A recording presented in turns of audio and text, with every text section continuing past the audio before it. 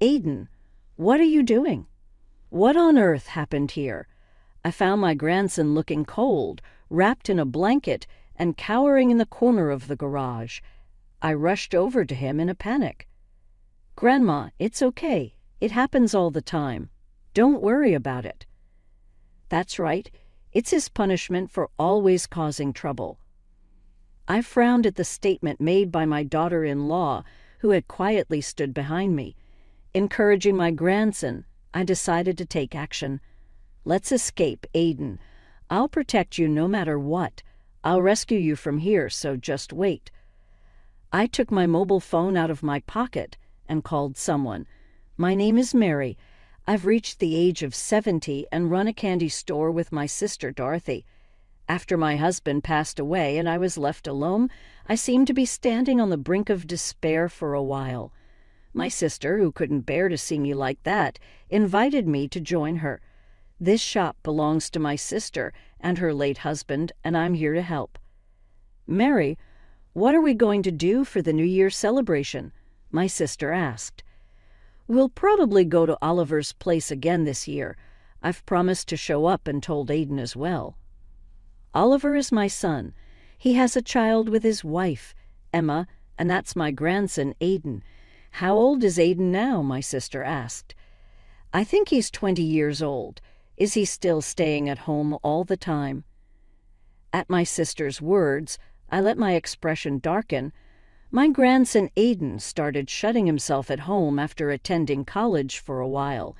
He was bullied and dropped out of college this year. Currently, he's unemployed and doesn't step out of the house at all. "Aiden used to be such a social and cheerful child," my sister said. "Up until high school, my grandson was lively and had a life that had nothing to do with shutting himself at home. But then one day he suddenly became reclusive, and I was unable to hide my surprise when I heard about it." "Then you should take this to him," my sister said, handing me some sweets. "When you're feeling down, having some sweets and taking it easy is the best. The candy Aiden used to love is back in stock. If you like, take it to him." My sister, who smiles so brightly, is reliable and sheds a bright light on my darkened heart. Time passed and the season turned to the new year. I was visiting my son's house. "It must have been cold, right? Come on in, please." My son's wife took my coat and guided me into the living room. I thought she was really considerate and a good person, but then something happened that nullified that impression. "Thanks, Emma. By the way, where's Aiden?" I couldn't find my grandson anywhere, even though he usually stays holed up at home. He shows his face and smiles at me whenever I visit, but on this day he's nowhere to be found. I had heard my son would be back from work in the evening, but I hadn't been told anything about my grandson. "Is he in his room?" I thought when I was about to head there. "Aiden's out shopping right now," Emma shouted as if to stop me in my tracks. I jumped in surprise, but even more shocking were her words. "Shopping? Aiden is able to leave the house now?" My grandson, who hadn't left the house for the past year, was taking an unexpected big step. I was so moved that I inadvertently let out a loud cry. Yes, it seems he finally found the courage. I felt a slight unease in Emma's forced smile, but at that moment I didn't dig into it because my son's wife was truly devoted and dependable. Since my son was an emergency doctor, he rarely came home, so the household matters were almost entirely left to his wife, Emma. That's why she quit her job. She wanted to dedicate herself to her family and raise her son properly. She had overcome the challenges of raising him alone. With those thoughts in mind, I had no reason to suspect that Emma would do anything to her grandson. But now I live with a lifetime of regret. If only I had noticed my daughter-in-law's hidden side at that time, my grandson might not have suffered like this. "I'm making your favorite steak for dinner tonight, Mary." "Oh my, you didn't have to go to all that trouble." "Not at all. You've always been so good to us. Please, let me do this much." "Thank you. Here, this is for Aiden. The candy that Aiden used to love is back in stock." Saying that, I handed over a box of assorted candies, and she smiled at me with pleasure.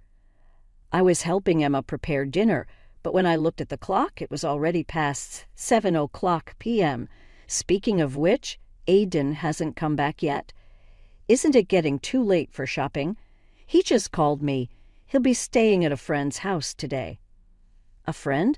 He's been staying inside the house all the time, but it seems he's made an internet friend recently. He'll be staying at their house today. Something felt off. If he had the courage to do that, why would he be cooped up at home? I continued to prepare dinner with those doubts in my mind. I felt something was off about my daughter-in-law's explanation. I wanted to see the truth with my own eyes. Thinking so, I slipped out of the living room while my daughter-in-law was busy preparing dinner. I quietly visited my son's room, making sure not to make any noise, only to find out that no one was there. Rather, the room was completely empty. What is this? Where's Aidan? Aidan, where are you? Something was wrong. I started walking around my son's house. It was built in an old-fashioned way, with a long corridor running through it. The view of the garden from that corridor was always breathtaking, but today something felt off about it. That garage, has it been cleaned up? This house originally belonged to my husband, and it's his family home. Now my son and his family live there, so I knew that garage had been there for a long time. But for some reason the garage that was dirty last year had been cleaned. It had changed as if someone had put a hand to it, and I couldn't help but wonder why. I was about to approach the garage, changing into the sandals, left in the garden, when it happened. "Mary, what are you doing?" My son's wife's shouting voice rang out as if to stop me from entering the garage. Surprised by her loud voice, I involuntarily jumped back. "You suddenly disappeared, and I've been looking all over for you, Emma. I'm sorry. I thought I'd take a look at the garden as it's been a while." "Oh, come on. Please let me know next time. This house is so big, it's hard to notice if anything happens." Her laugh was somehow frightening, and I took a step back, forcing a smile. "Aidan came home when he heard you were here, Grandma. He's in the kitchen now. Shall we go back?" Came home. That one sentence filled me with unease again. For my grandson, who had been staying home, a chance to play with friends should have been extremely valuable. I was happy that he was pleased to see me, but would he really come home just because of that? My suspicions grew towards my son's wife as we headed back to the living room together. But on the way, I didn't overlook it, the fact that my grandson's shoes were next to the garage.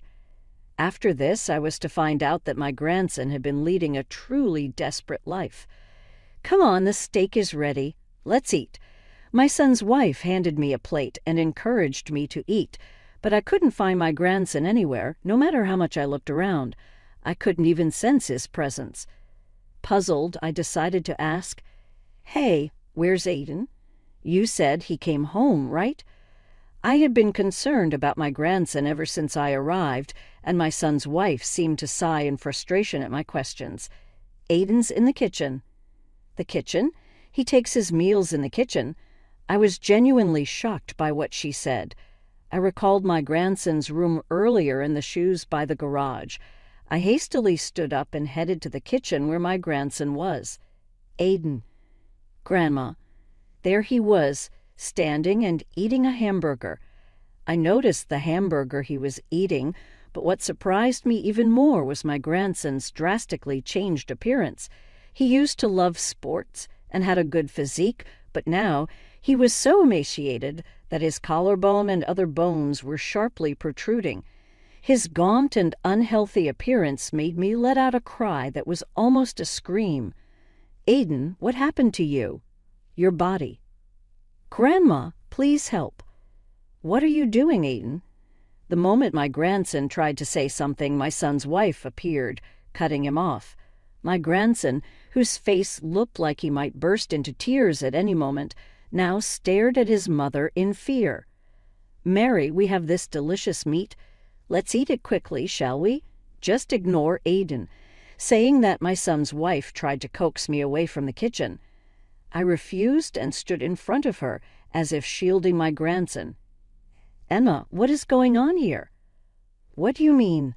My son's wife stared at me with a feigned innocent look, trying to play dumb. Her insincere behavior irritated me and fueled my anger. "Don't play dumb, please. Why is Aiden eating in the kitchen all by himself, and just a hamburger at that?" "Oh, this is his punishment." I involuntarily shuddered at her as she said it with a smirk, as if it were a trivial matter. She continued speaking, laughing with a troubled look and lowering her eyebrows while looking at my grandson, who was hiding behind me. "Today I asked him to clean the bathroom, but he didn't do it properly. It's part of his discipline. Is there a problem with that?" I felt terror at my son's wife's stance on discipline. Just because he failed to clean once, he has to endure this. It's too strange. She must be insane. That's exactly what I felt. I wondered if my son knew how terrifying her ideas were. The moment I opened my mouth to question her, my grandson interrupted me. I'm sorry. I'm okay, really, Grandma. Can you please go eat with Mom and enjoy your meal, please?" He pleaded in a soft voice, and my grandson grabbed the back of my clothes. I could feel his hand trembling through my back, and I chose to swallow the words I was about to say. "Grandma, it's normal for me to eat here, so please don't worry about it, really." "Normal? What do you mean by normal?" "Come on, Aiden says so. Let's go over there, shall we, Mary?" Saying so, my son's wife forcibly took me to the living room. If I stirred things up any further, my grandson might be harmed. If that's why he intervened earlier, to prevent that, I sensed a crisis for my grandson and pondered desperately for a solution. "Come on, let's cheer up and eat. Today we have premium beef steak," she said cheerfully, chewing on the delicious-looking meat. But I couldn't eat it all and excused myself by saying I had a light dinner before coming here. After finishing the meal, I was planning to stay overnight and was guided to the bathroom. Taking the opportunity, I walked around the house again, looking for my grandson. I had to save Aiden from the situation. Since I came to this house and saw my grandson's condition, I sensed that my son's wife was doing something terrible to him. But how to save him? I was thinking of taking my grandson and going to my sister's place, but I couldn't find him anywhere. He was not in the rooms, the bathroom. Where had he disappeared to? Could it be that he's been locked in my son's wife's room? Just then I spotted the garage in the yard. My grandson's shoes were lying there. Could it be? I quickly changed into the yard sandals and rushed to the garage entrance. The garage entrance wasn't locked, so I was able to enter smoothly. There, I found my grandson trying to fall asleep. "Aiden, what are you doing here? What on earth happened?" I rushed to him. He was huddled in the corner, looking cold and frightened, wrapped in a blanket. He looked up at me, trembling. "Grandma, it's okay. It happens all the time. Please don't worry about it." Emma suddenly appeared at the entrance, smiling at us. "That's right, it's his punishment for always being a nuisance. Mom, Mary, you really do love meddling, don't you? Even though Aiden was trying to protect you." "Emma, you've been cruel to Aiden." "Cruel? What are you talking about? I'm just teaching Aiden the way I was raised. If you do something wrong, it's natural to be punished, right?" Neglect perfectly summed up the family environment. My son's wife had apparently been raised in a harsh environment herself, and she was passing it on to my grandson. But I couldn't accept that kind of parenting. Punishment? This? What did Aiden do? "You don't understand how I feel. I love Aiden and want him to be with me forever. But he abandoned me trying to leave for college. It's all because he went to such a place that he changed." My grandson was utterly terrified by his mother's hysterical outburst. I later learned that her attachment to my son had turned abnormal after she overcame the challenges of raising him alone. "So you've confined Aiden. You knew, didn't you?" "That's right. To keep Aiden from leaving, I made him quit college." I couldn't comprehend her terrifying thoughts. My grandson had been living in fear of that twisted love for a whole year. Thinking of his terror, I trembled with rage and glared at her. "Since Mary knows the truth now, I can't let you go home, can I?" With those words, my son's wife began to slowly close the garage door. By the time I realized it, it was already too late. After a loud, metallic clang, I heard the sound of a lock. "I'll think about what to do with Mary overnight. For today, you and Aiden will just have to sleep in the garage and reflect on things."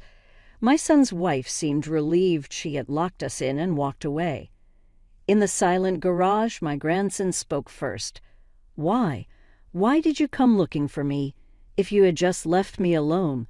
I couldn't bear to watch him cry out like that. Thinking from his perspective, his life had been hard and painful. Overwhelmed by emotions, I gently embraced him. "Don't talk nonsense, dear. Where is there an old woman who would abandon her precious grandson? You're precious. It's no exaggeration to say that my life was saved because you were born." Just before my grandson was born, I was diagnosed with cancer.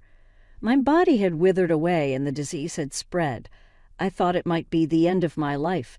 During that time, Emma had a dangerous childbirth, but my grandson was born, and I felt profound gratitude. My grandson gave me the courage and hope to live. So you see, I decided that I must protect you. It's because of your resilience, which saved my life, that I have been able to live this long. My grandson listened quietly, then, perhaps overwhelmed by both pain and joy, he began to cry and embraced me in return. "I really want to run away. I want to leave here and go somewhere Mom isn't. I'm scared of Mom. If I voice any opinion, she starts screaming like a different person. If I didn't listen to her, I'd be locked in this garage. Even if I escaped, she would file a missing person report and I'd be caught right away. There's no escape." I had no idea my son's wife was tormenting my grandson like this. From what he told me, all his friends were taken away by her, and there was no one to help him. It seemed he had given up hope of escaping her control. Now I'm stuck with this weak body. I'm really pathetic, aren't I? It was painful to see his forced smile. I could feel my body trembling with anger. "Let's run away, Aiden." "Huh. I will protect you. I will rescue you from here, so just wait." I pulled out my mobile phone and called someone. "Hello, Mary, what's going on?" It was my sister. I explained the whole situation to her. Rather than getting angry, my sister thought of a way to help us. "First of all, make sure to keep each other warm so you don't get cold. Oliver's workplace is that place, right?" She asked for the address of my son's workplace. I wondered what she was planning to do, but was about to ask when she cut me off, anticipating my question. "We need to teach her a lesson. I'll make her understand that her twisted love is wrong. Just wait, both of you. I'll come and rescue you soon." My sister hung up the phone. We spent some time just like that. It was January in the dead of winter, and since we were in the mountains, the temperature had dropped even further. The cold was so severe that even huddled together, my grandson and I couldn't bear it. Our words dwindled, and I felt like I might lose consciousness.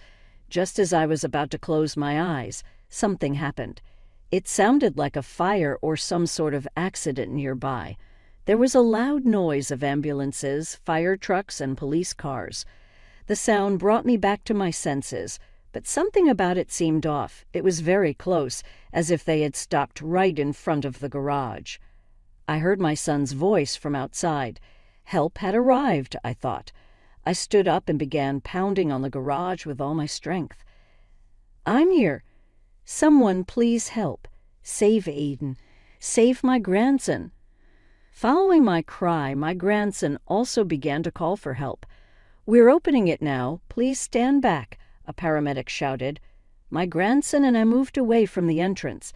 The sound of the lock being broken echoed, and the moment it was destroyed, the entrance burst open with force. "Are both of you okay?" My son appeared, his face a mix of panic and anxiety. He hugged his son, who seemed relieved and embraced his father, crying, "Hey, what are you doing? You think this is allowed? Doing something like this without permission?" Emma, unable to comprehend the situation, screamed and ranted, claiming their actions were unreasonable. But not a single adult seemed intimidated by her. Everyone glared at her, and then my sister appeared, confronting her. "Don't talk nonsense. Do you even realize what you've done?" My sister yelled at Emma in a voice louder than I'd ever heard before. We were all taken aback by her voice, but the one who was even more startled was Emma. "You were about to do something irreversible. Don't you understand how dangerous that was?" My sister's anger was like that of a real mother, but Emma raised her voice to confront her. "If Mary hadn't meddled, none of this would have happened. It's not my fault, it's all Mary's fault. I'm not in the wrong." Emma's words made me furious, and I lost my temper. "If I hadn't noticed this today, you would have continued to believe Aiden was yours and kept taking away his freedom." "But that's because Aiden doesn't understand my feelings. Don't force your selfish thoughts on a child. You have no right to call yourself a parent." "What did you say?" Interrupting Emma's attempt to argue, a police officer stepped in front of her. "Emma, you are being detained on suspicion of kidnapping." "What? Hey, wait a minute, hold on. If you resist, the charges will become more serious." At the police officer's words, Emma quieted down and was then taken away. Afterward, my grandson and I went to the hospital for an examination. He had been locked in a freezing garage, but there were no visible abnormalities. He underwent a thorough examination, but nothing unusual was found. However, he was hospitalized to monitor his condition for the day. "Dorothy, thank you for coming to help." "You should thank Oliver. Thanks to him quickly arranging everything, we were able to rescue him." "I'm really sorry. It's my fault for not looking after the house properly." "Oliver, that's not true. You were working hard to protect our home. But maybe this happened because I left everything to Emma, using work as an excuse. I'm also to blame. I spoke gently to my son, who felt responsible. Then from now on, you must protect Aiden. Surely Emma will come to take Aiden back." "Yeah, I think so too. We have to make sure that he never falls into her hands again." "That's true, but what should we do?" "I have an idea. When I proposed this to my son and sister, they both agreed. Time passed, and the day came when Emma was released. As we were prepared for her to contact us, sure enough, Oliver's mobile phone rang. "Wait, what's going on here?" The first thing out of her mouth was neither an apology nor a complaint, but a voice almost like a shout. Both my sister and I, who were listening to the call, sighed at her expected reaction. "What's the matter?" "That house, it's gone, isn't it?" "Yeah, it's gone. We don't need a house to live with you anymore." "What? What do you mean? Explain yourself." Just being released and faced with an incomprehensible situation, she was speaking with a voice filled with anger and desperation. In fact, after that, we all, including my grandson, had discussed it and sold the house, leaving it a vacant lot. Since I had originally been the owner of the house, selling it was easy. My son and grandson were now living on entirely different land, and after this phone call, the mobile phone was to be disconnected and arrangements made to talk to Emma through a lawyer. "There's no way we can go on with you. Aiden has finally settled down. Don't try to interfere with our family anymore." "What are you talking about? Aiden is my precious son." "Stop it." The grandson, who had been listening to the call, quietly spoke up at her shouting. "Aiden, where are you? Mom will come and get you. Just wait. I'll come and take you back right away." "You're creepy." In response to Emma's words, the grandson spoke out in an angry tone. Emma, surprised at his words, showed a look of confusion. "Aiden, what on earth are you saying?" "I've put up with it for so long. I'm finally living freely with Dad and the others, so don't get in our way. I never want to see your face again." The grandson who had said that was excited, catching his breath with his shoulders. I placed my hand on his shoulder and gently patted it several times. "We are getting a divorce.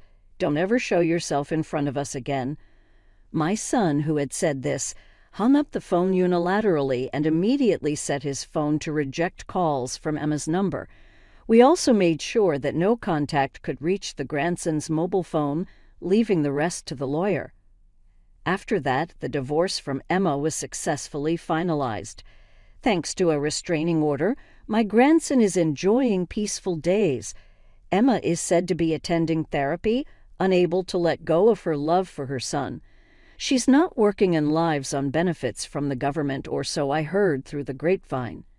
Since then, my grandson has stopped shutting himself in the house and is now studying hard with the ambition to attend medical school.